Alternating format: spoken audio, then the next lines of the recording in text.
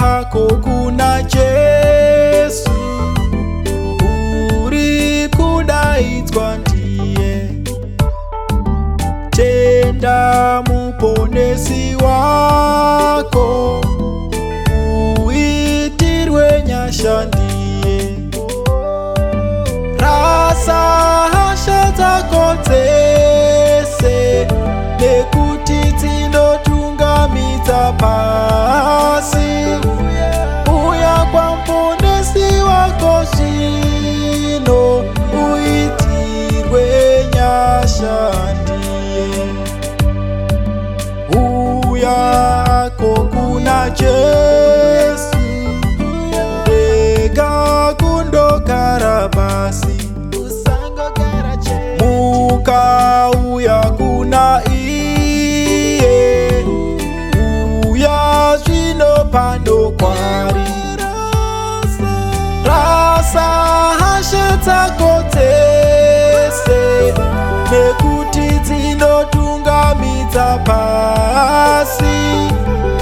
Uya kwa mponesi wako zvino uitirwe nyasha ndiye. Iwe uya, iwe uya, uya, uya, uya, uya, uya. Chiwe kuna Jesu. Iwe uya, uya, uya, uya. Iwe rasa, rasa hasha zako dzese nekuti dzinotungamidza pasi. Uya kwa mponesi wako zvino uitirwe nyasha zvino. Kumbirisa unopiwa, tsvakisisa unowana. Kuti uchigugudzira unozarurirwa njira. Rasa hasha dzako dzese nekuti dzinotungamidza pasi. Uya kwa mponesi wako zvino uitirwe nyasha ndiye.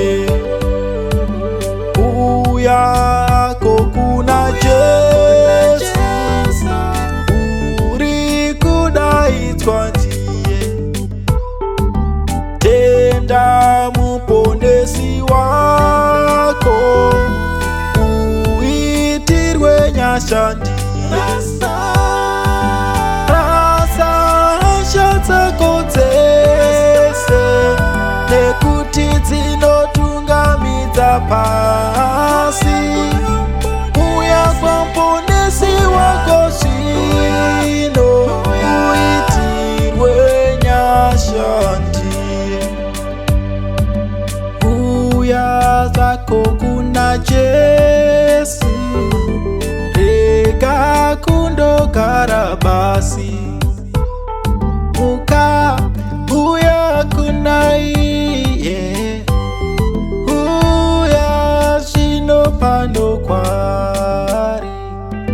Rasa hasha dzako